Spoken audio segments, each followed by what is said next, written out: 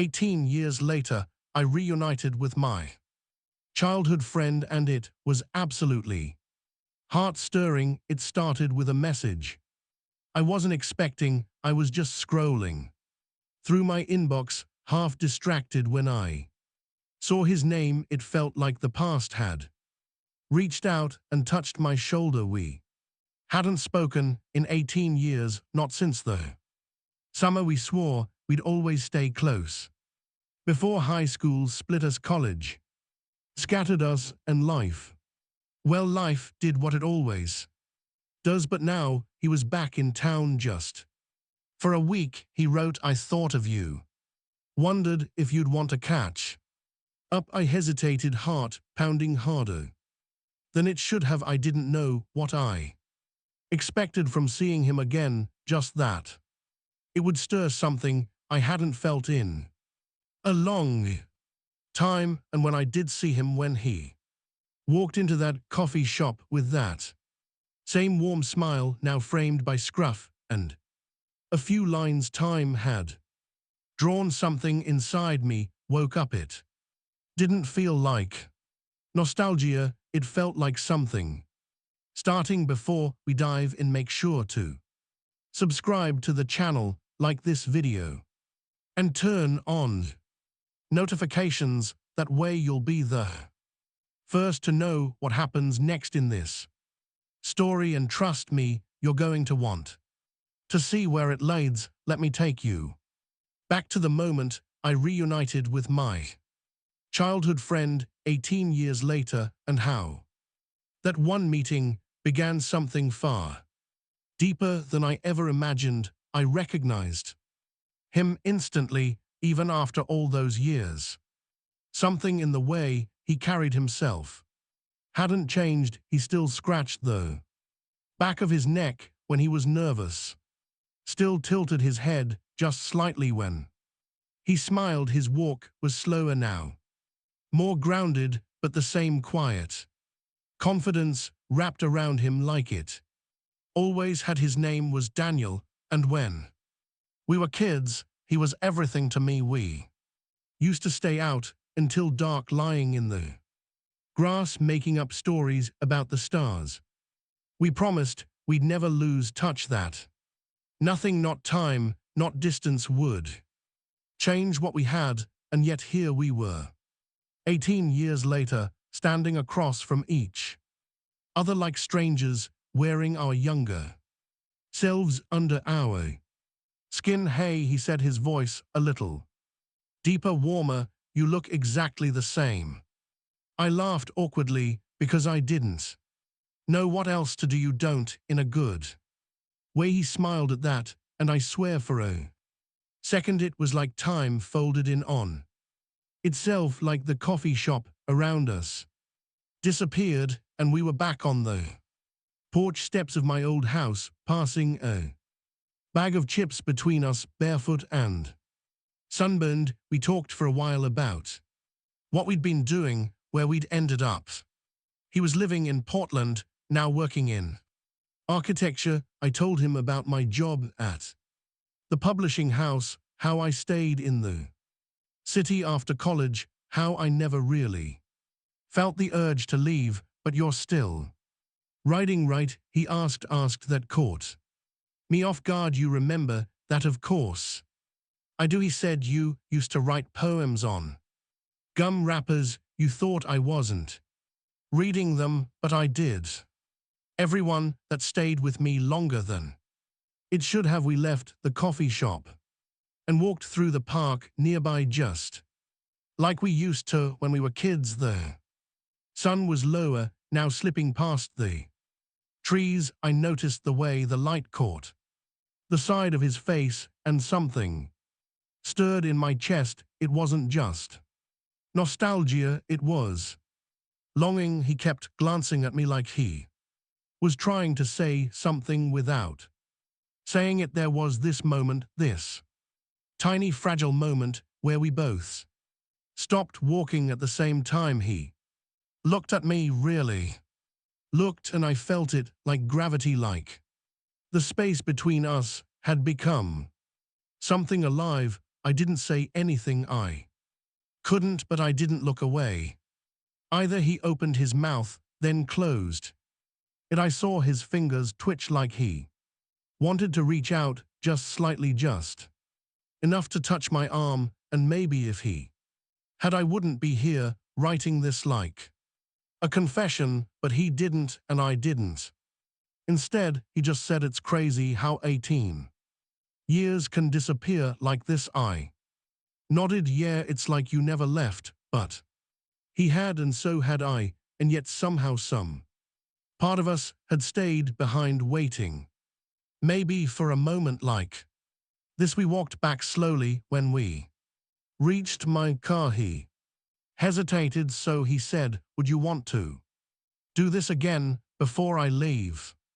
I tried not to show how much I wanted that. "Yeah, I'd really like that." He nodded once, then stepped back. "I'll text you," and he did, but what he sent wasn't just a message, it was a photo of us from that summer on the porch. I didn't even remember it being taken. Underneath, he wrote, "Some things never really go away, do they?" I stared at the screen longer than I should have. Something inside me had shifted, something old and something new. Was he feeling it too? Because what I felt wasn't just reunion, it was the beginning of something I wasn't sure I was ready for, but already couldn't stop thinking about the second time we met. Was 3 days later. It was still warm out, one of those late summer evenings when the air smells like cut grass and dust. Daniel picked me up in his rental car, and we drove with the windows down, not even talking much at first. It was easy too, easy, the kind of silence you only get with someone who already knows your rhythm. He took us to the lake where we used to swim as kids.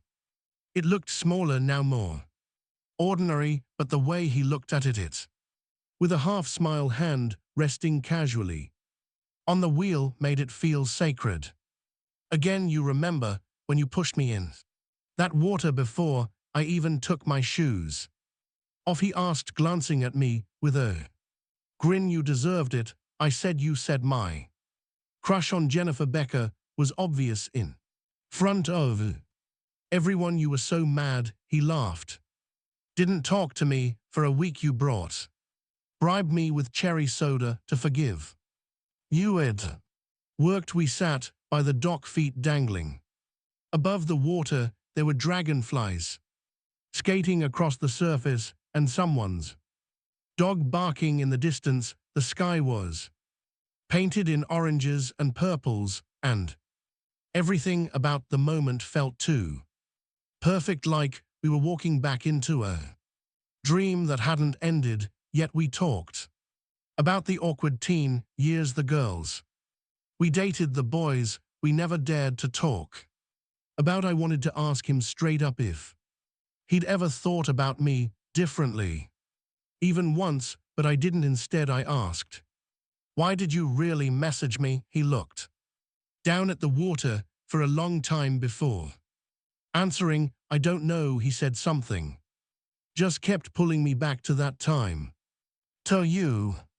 I felt a wave of something, excitement, fear sweep through me, but before I could say anything, he stood up and stretched. "You hungry?" he asked. "There's still that old burger shack near the highway on the way there." He turned up the music, old stuff, Blink 182, the Killer's dashboard confessional. It was ridiculous and nostalgic and somehow perfect. We sang along, horribly off-key, laughing too much for grown men. At the burger shack, we sat in a booth like we used to, one of those red vinyl seats, cracked at the edges. The air smelled like grease and vanilla shakes. It was late now, and we were the only ones left.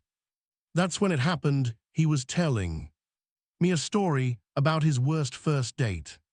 Something about a wine spill and a panic attack when he stopped mid-sentence.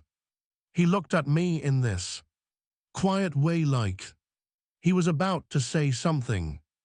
Real, I always felt safer with you, he said, even when we were just kids you made things make sense. I stared at him, my pulse spiked, my fingers froze around the soda cup. I wasn't sure what to say. Wanted to say me too, I wanted to say. Then why did you leave? I wanted to say, do you feel that now? Because I do, but I just nodded and looked away. I could feel his eyes on me. But he didn't push, he just sat there. Still, like he was waiting for me to decide which direction we were heading. And that silence said more than anything he could have. On the drive back we barely spoke, but his hand stayed on the gear shift between us, brushing mine once. Just briefly. And I didn't move away when he dropped me off. I got out, but hesitated at the door. I turned back. Hey, I said, thanks for tonight. It was good. He leaned over the passenger seat, smiled. It was better than good. And just before I closed the door, he added something quietly, almost too low to hear. But if I stay longer, will you still want to see me? I stood there, stunned. He didn't wait for an answer, just drove off. But I stood on that curb long after his tail lights were gone, heart pounding, breath caught somewhere between fear and hope. What did he mean by that? What was he really asking? And why did it suddenly feel like the past wasn't the only thing coming back? For the rest of the night, I couldn't stop hearing in his voice, in my head, but if I stay longer, will you still want to see me? It repeated like a song stuck on loop, each time with a different meaning. Was it just a casual question? Was it serious? Was there something he wasn't saying, or was I just hearing what I wanted to hear? The next morning, I didn't even have to reach out. His name popped up on my phone before I finished my coffee. Daniel, want to come over? I'm at my sister's place. She's out for the day. Thought we could hang like old times. I didn't think twice. I just answered on my way. The house was familiar in that fuzzy, distant way. The same creaky porch, the same faded swing set in the backyard. But stepping inside with him felt completely different this time. Maybe because we weren't kids anymore. Maybe because the energy between us had changed. Or maybe because we sat on the couch, playing an old game console we found buried in a closet. We fought over who would play which character, argued over silly scores, laughed way too loud for two grown men alone in a living room. It felt effortless, like slipping into a memory that still fit, but the tension lingered. It hovered between us like static in the air, unspoken, unnamed, but very, very real. At one point, he paused the game set, the controller down, and leaned back, arms stretched across the top of the couch. I was sitting close enough to feel the warmth from his body, and when he turned his head toward me, his face was only inches away. His voice was lower than usual. You've changed. I swallowed hard. Yeah, in a good way. He added, his eyes lingering on mine a beat too long. You seem more sure of yourself. I laughed nervously. I fake it well. He smiled, still the same old you. And then, without thinking, without planning, I nudged his arm with my shoulder, a small gesture, just like we used to do. He smirked, nudged me back harder, and suddenly we were full-on wrestling like we were 15. Again, pillows flying, laughter echoing, bodies tangled on the couch. But then I fell back and he landed on top of me. Neither of us moved, his weight pressed into mine, but not uncomfortably his. Breath was shallow, his hand braced on the cushion near my head, and for a long moment we just looked at each other. Everything was quiet, his face was close. Too close, my heart felt like it was pounding out of my chest. He didn't move away, but he didn't move closer either. Finally, he cleared his throat, almost like waking up from a dream, and slowly rolled off me. He sat up and ran a hand through his hair, avoiding my eyes. Sorry, he said, his voice rough. That was I didn't mind, I said quickly. Too quickly. He looked at me, then really looked, and there was something behind his eyes. I couldn't place. Conflict, curiosity, fear. I didn't know, but I knew I wanted more. I sat up too, unsure what to say. Next, the silence had shifted. It wasn't light anymore, it was heavy, loaded, and I wasn't sure which one of us would crack under it first. Then his phone buzzed. He looked at the screen and sighed. I need to pick my niece up from dance class. Mind staying here till I get back? Won't be long. Yeah, of course, I said, trying to sound normal, trying to act like nothing had happened, like I hadn't just felt something shift beneath my skin that I couldn't ignore.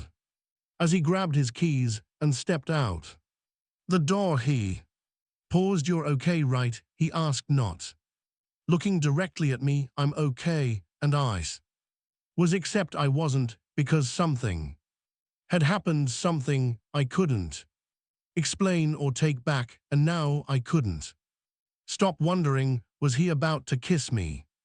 And if I hadn't flinched, would he have? I waited in his sister's house longer than I expected. To the silence after he left was deafening. I replayed the moment on the couch over and over, the way he looked at me, how close his face had been, the pause, like he might have done something more if I hadn't looked away, or had I imagined it? I stood up and paced. Every few minutes I'd glance out the window, wondering if he'd be pulling into the driveway, smiling like nothing had happened, like that tea between us hadn't cracked something wide open. But he wasn't back yet. Then the knock came, not at the front door, at the back. I froze. It was weird, too soft, too uncertain. I walked slowly through the kitchen and pulled back the curtain. It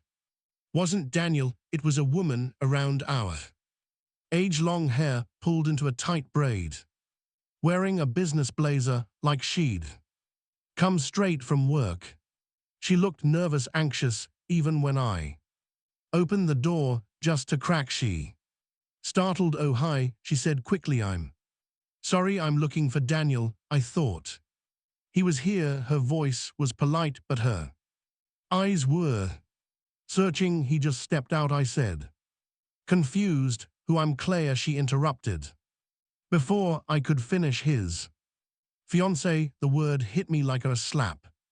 Fiancé, she smiled, but it didn't reach her eyes. Sorry, I know this is awkward. I needed to talk to him. We've been trying to figure things out, and I found out he came here, so I stepped outside and closed the door behind me, my mind racing, my stomach twisted. He had never mentioned her, not once, not a single word.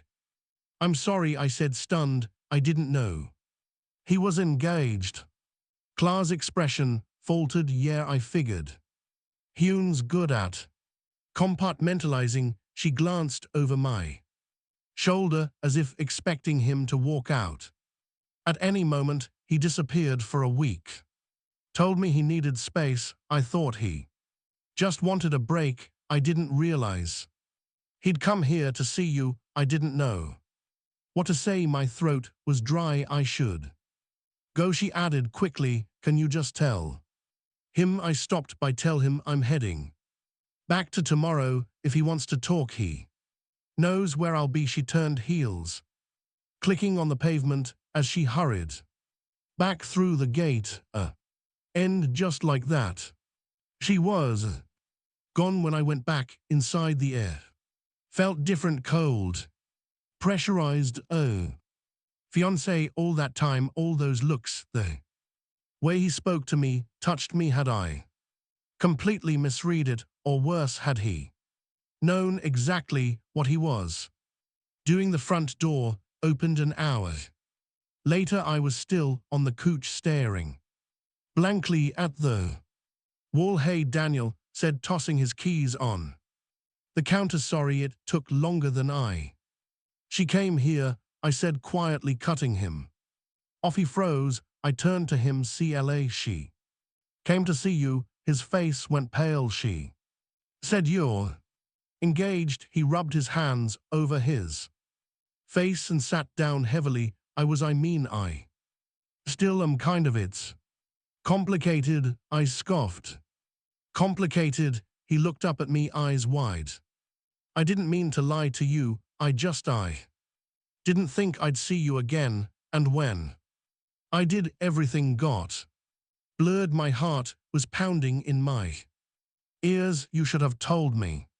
I know, he whispered. So, what was all of this a vacation from your real life? No, he said quickly. God, no, it's real. I didn't expect to feel any of it again, but I did, and I don't know what to do with that. I stared at him, unsure whether I wanted to scream or cry. Maybe both. I felt something too, I admitted, but I'm not about to be someone's experiment.